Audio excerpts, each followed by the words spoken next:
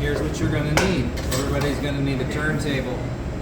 You're gonna want a large pastry bag, and you each have 2 tips in your bag. The big tip that has the little end is typically how I describe this tip. It's the big tip, no coupler, but it has the smaller end on it.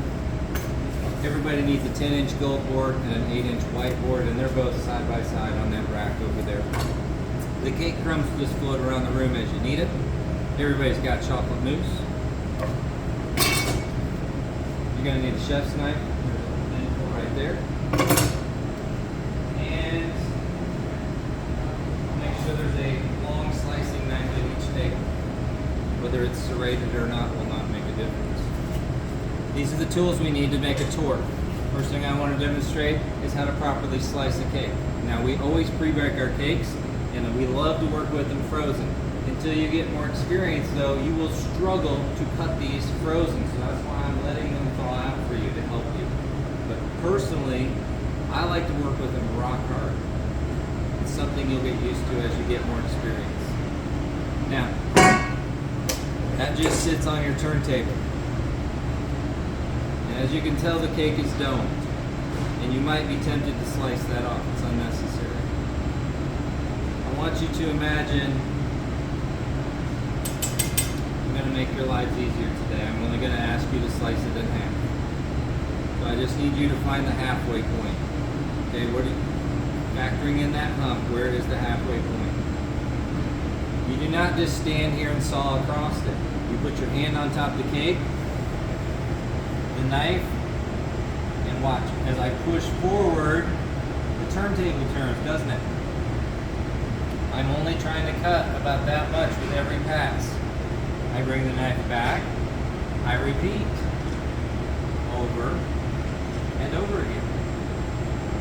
Even with this knife not being serrated, it is effortless to cut through the cake. Pull it back. As I push forward, I'm also pushing in a little, but again, I'm only trying to grab about an inch with every pass. And if I do this slowly and methodically, and the turntable has to be rotating with each pass. If it's rotating, you will get a perfectly dead flat slice every time.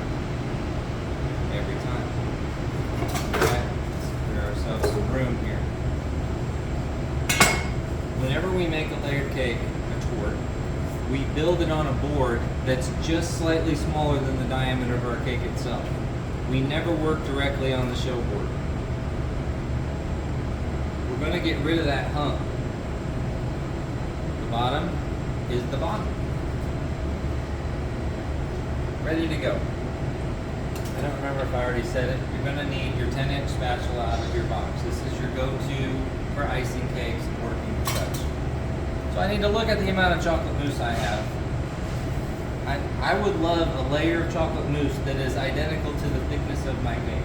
That way everything looks proportionate when you slice into it. This just comes with practice. Get a big dollop on there. Now here's what we're not doing. We're not making peanut butter and jelly sandwiches and trying to spread everything out. That's wrong. You put a big dollop in the center.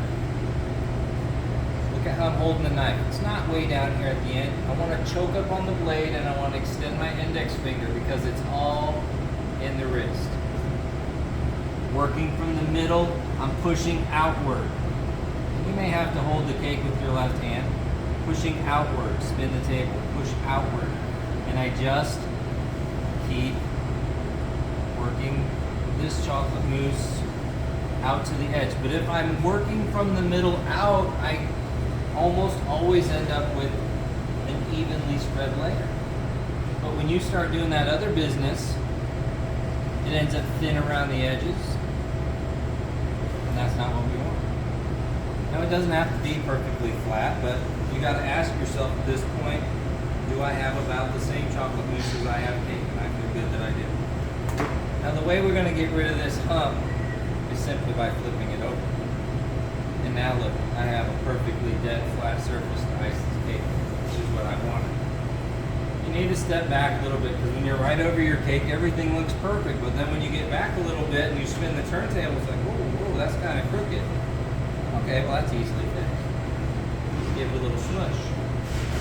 Now is your last chance to kind of make sure that that white board's not poking out, that this is sitting right in the middle of your turntable. Now let's repeat what I just did in the middle, only I won't use quite as much chocolate mousse. You see, I'm going to pipe some very large decorations on top, so all I need on top is enough chocolate mousse to hide the cake.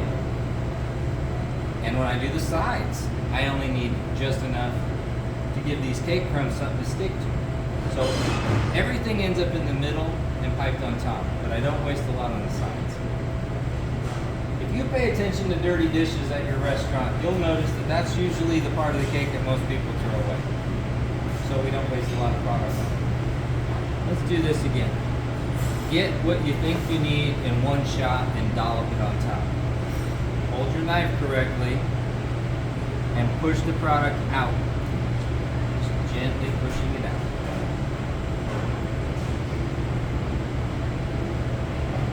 Now this wants to slide all over. I'm going to offer you a solution to that right now. Get you a little bit of brown paper towel. Just barely moisten.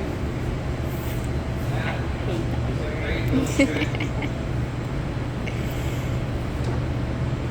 for you beginners to stick that guy in place. And now it's pretty stable. Back to what we were doing. Look, watch this trick. I can just hold that knife and this hand's doing all the work.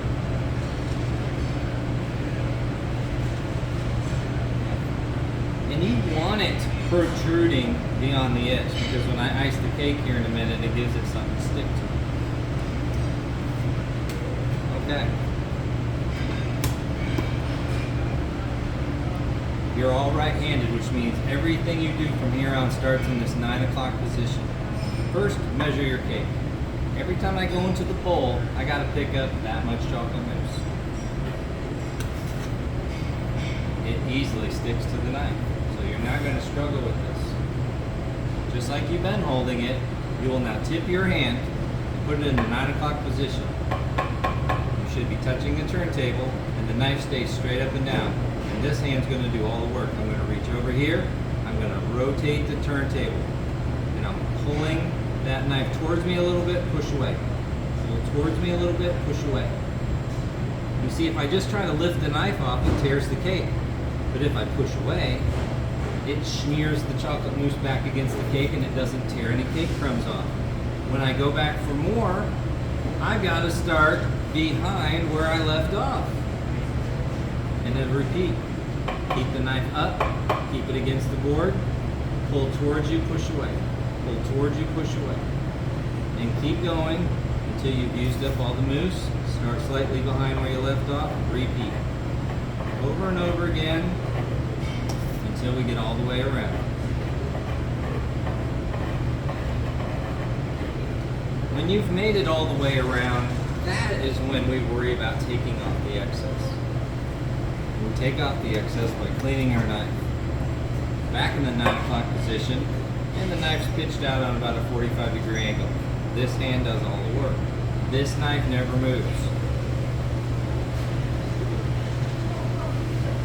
Scrape it clean, start where you were, this hand does all the work. The knife never moves. That pushed up the excess, took off the excess. That's exactly what I wanted it to happen.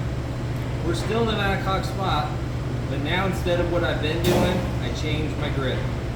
I'm gonna come straight across to the middle and lift away. Do not come up and over the cake. I want you to come straight across so you get that crisp, sharp 90-degree angle. Straight in. Straight in, stop when you get to the middle, lift away. Are you with me so far? Is this out of your realm of capability? No, of course not. We are ready to move it from here to the show board. This, it can work. I do it with it all the time, but I think you will be a nervous wreck trying to pick the cake up with this. So that's why I suggested that you all get a chef's knife. You will get under that board and you will pick up the cake. You will all walk around one time in the kitchen so that you're comfortable with it, and then you can return to your table and put it on the cake circle. No? Okay, then just put it on the cake circle. I got the same reaction from the high schoolers that gave this demo to the other day. I forgot a step. Now is when we put the crumbs on the side and we get rid of that paper napkin. When I picked it up a minute ago, I should have come over here and done the crumbs. You're done with that napkin. Imagine you're trying to hold water in your hand. What would you do? You would cup your hand, right? And that's what you're doing here.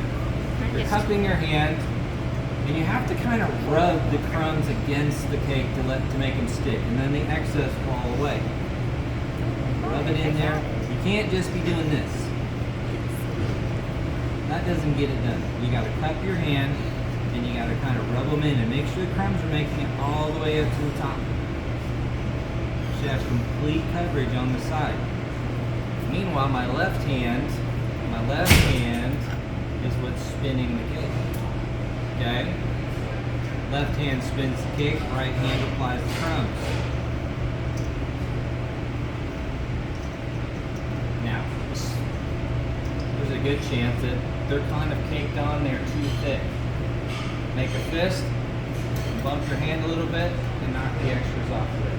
If you're using straight Oreo cookie crumbs, this is a huge problem. With the cake crumbs, they're a lot drier and they fall away better. But it's not a bad idea to knock off your excess. Now your board's going to be immaculately clean because you're not going to make that mistake I made. Back on the chef's knife. Walk around the room. I'll go in a circle. No, I know. Now we're not just doing that nonsense. You put your finger under it. You take the knife almost all the way out, and you can gently put it down where it belongs. Great. Take a breath. Hard parts over. From here,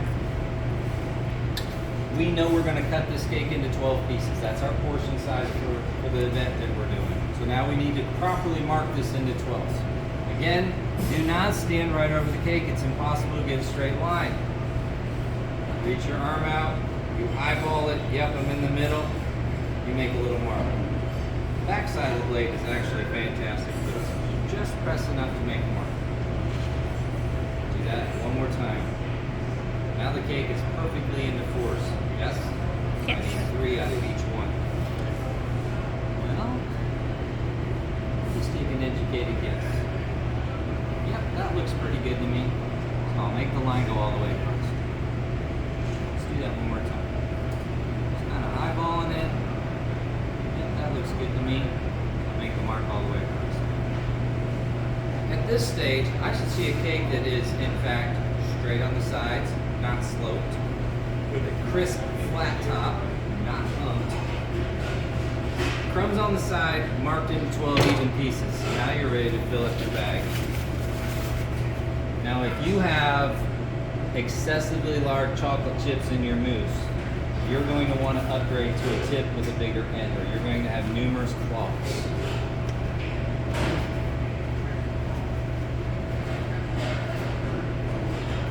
Now we have practiced the reverse shell. We're making exactly what's on that peanut butter cheesecake right now.